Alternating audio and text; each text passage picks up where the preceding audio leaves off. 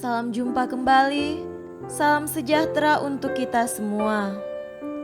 Bapak, Ibu, saudara-saudariku yang terkasih dalam Tuhan kita Yesus Kristus, marilah kita mendengarkan dan merenungkan bacaan-bacaan kitab suci hari Sabtu 30 Mei 2020. Bacaan pertama dari Kisah Para Rasul, pasal 28, ayat 16 sampai 20, dilanjutkan dengan ayat 30 sampai 31. Setelah kami tiba di Roma, Paulus diperbolehkan tinggal dalam rumah sendiri bersama-sama seorang prajurit yang mengawalnya. 3 hari kemudian Paulus memanggil orang-orang terkemuka bangsa Yahudi, dan setelah mereka berkumpul, Paulus berkata, "Saudara-saudara, meskipun aku tidak berbuat kesalahan terhadap bangsa kita atau terhadap adat istiadat nenek moyang kita, namun aku ditangkap di Yerusalem dan diserahkan kepada orang-orang Roma.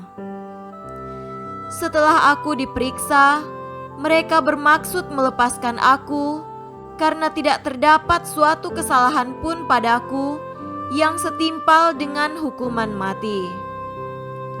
Akan tetapi, orang-orang Yahudi menentangnya, dan karena itu terpaksalah aku naik banding kepada Kaisar, tetapi bukan dengan maksud untuk mengadukan bangsaku. Itulah sebabnya aku meminta supaya aku melihat kamu dan berbicara dengan kamu, sebab justru karena pengharapan Israel lah aku diikat dengan belenggu ini." Dan Paulus tinggal 2 tahun penuh di rumah yang disewanya sendiri itu. Ia menerima semua orang yang datang kepadanya. Dengan terus terang dan tanpa rintangan apa-apa, ia memberitakan kerajaan Allah dan mengajar tentang Tuhan Yesus Kristus. Demikianlah sabda Tuhan. Syukur kepada Allah.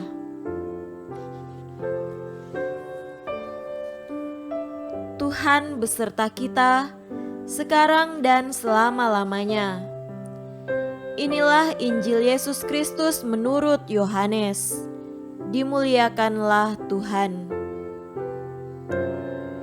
Injil Yohanes pasal 21 ayat 20 sampai 25. Ketika Petrus berpaling, ia melihat bahwa murid yang dikasihi Yesus sedang mengikuti mereka, yaitu murid yang pada waktu mereka sedang makan bersama, duduk dekat Yesus dan yang berkata, "Tuhan, siapakah dia yang akan menyerahkan Engkau?"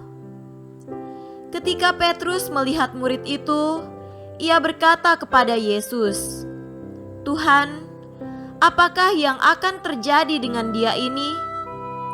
Jawab Yesus, "Jikalau aku menghendaki supaya ia tinggal hidup sampai aku datang, itu bukan urusanmu.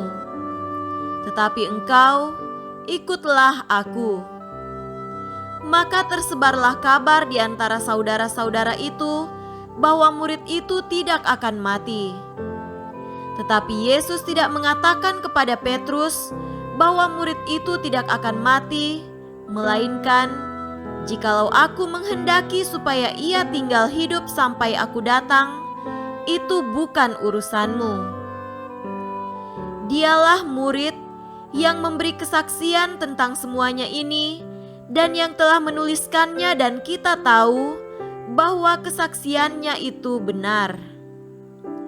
Masih banyak hal-hal lain lagi yang diperbuat oleh Yesus, tetapi jikalau semuanya itu harus dituliskan satu persatu, maka agaknya dunia ini tidak dapat memuat semua kitab yang harus ditulis itu.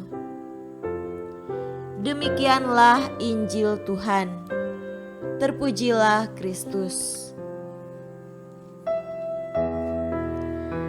Saudara-saudariku yang terkasih dalam Tuhan kita Yesus Kristus, tema renungan pada hari ini adalah ingin tahu.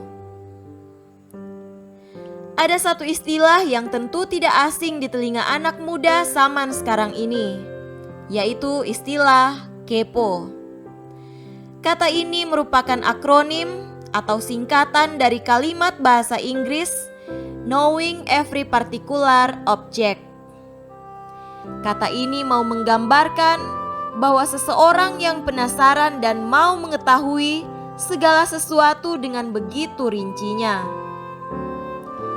Saudaraku yang terkasih, dalam bacaan Injil pada hari ini, Petrus rupanya begitu ingin tahu suatu hal.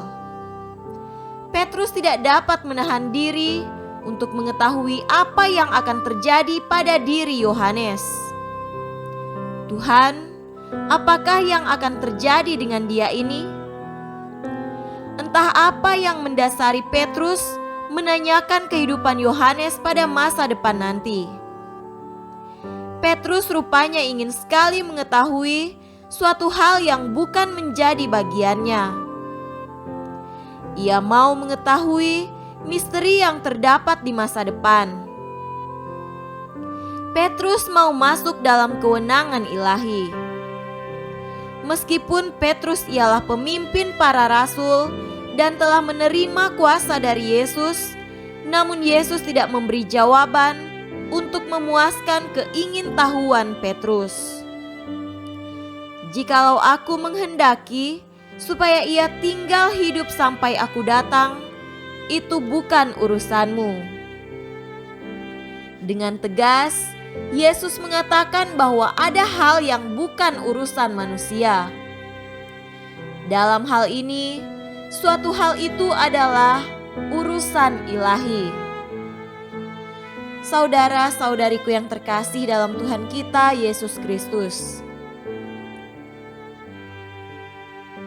seringkali kita pun ingin tahu suatu hal, penasaran dengan kehidupan orang lain. Tidak semua hal pada diri orang lain perlu untuk kita ketahui. Bila perlu, menghargai wilayah pribadi seseorang. Karena terkadang saat kita kepo dengan orang lain, dasarnya bukan karena kita peduli. Kita mau cari tahu apa yang terjadi pada seseorang karena ada rasa iri hati dan bahkan tersaingi. Bisa jadi kita tidak lagi mampu untuk mensyukuri apa yang telah kita miliki. Bila orang itu memperoleh hal baik, bisa jadi kita menggugat keadilan dan belas kasih Allah. Tentu saja kita tidak ingin demikian yang terjadi. Maka saudara-saudariku yang terkasih, marilah kita perhatikan dan mensyukuri segala bagian dalam hidup pribadi kita. Hargailah orang lain dengan menghormati kehidupan pribadinya. Semoga demikian. Amin.